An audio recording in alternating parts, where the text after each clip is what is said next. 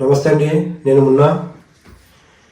నిన్న ఏదైతే న్యూస్ మనం పెట్టామో మన నారా లోకేష్ గారిని డిప్యూటీ సీఎం చేస్తారని చెప్పే దాని మీద ఈసారి ఒప్పుకునేది లేదని పెట్టాము మేము.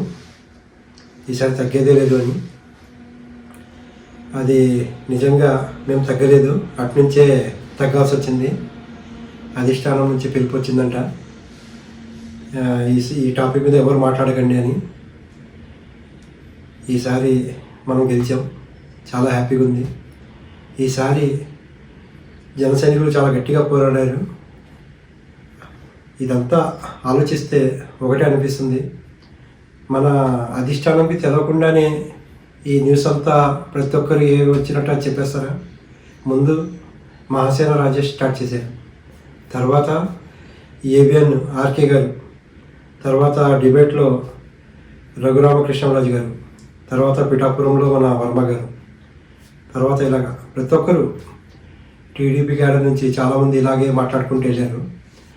ఏంటంటే నా లెక్క ప్రకారం అధిష్టానంకి తెలవకుండా ఇలాంటి ఎవరు మాట్లాడారు. ఏంటంటే వాళ్ళు కూడా ఒక న్యూస్ స్ప్రెడ్ చేసి చూస్తారనమాట. ఇందులో ఎలా నెగిటివ్ రెస్పాన్స్ వస్తుందా, పాజిటివ్ రెస్పాన్స్ వస్తుందా అని. ఈసారి అయితే జన సైనికులు ఫుల్ నెగిటివ్ రెస్పాన్స్ వచ్చేలా క్రియేట్ చేశారు. ఏమాత్రం తగ్గలేదు, దెబ్బకు వాళ్ళు తగ్గాల్సి వచ్చింది. ఇంకా ఇలాంటి ఏమైనా పాలిటిక్స్ చేసినప్పుడు మధ్యలో వైసీపీకి ఫుల్ మీల్స్ దొరికిపోతుంది. వాళ్ళకి ఒక ఇష్యూ మీద వాళ్ళు ఇంకా రేస్ చేస్తారు. ఇలాంటి చీప్ పాలిటిక్స్ చేయకండి. ఎందుకంటే నీట్గా వెళ్తుందా మన కూటమి. పవన్ కళ్యాణ్ గారు చెప్పారు 10-15 సంవత్సరాలు మన కూటమి ఉండాలన్నట్టు. కానీ మధ్యలో ఇలాంటి గొడవ చేసి అనవసరంగా ఇది రెచ్చలాగకండి ఇలాంటి న్యూస్ని. నేను అనుకునేది అదే. ఇంకా మన నారా లోకేష్ గారికి చాలా భవిష్యత్తు ఉంది. ఇప్పుడు 40 సంవత్సరాలే, ఇంకా చాలా భవిష్యత్తు ఉంది.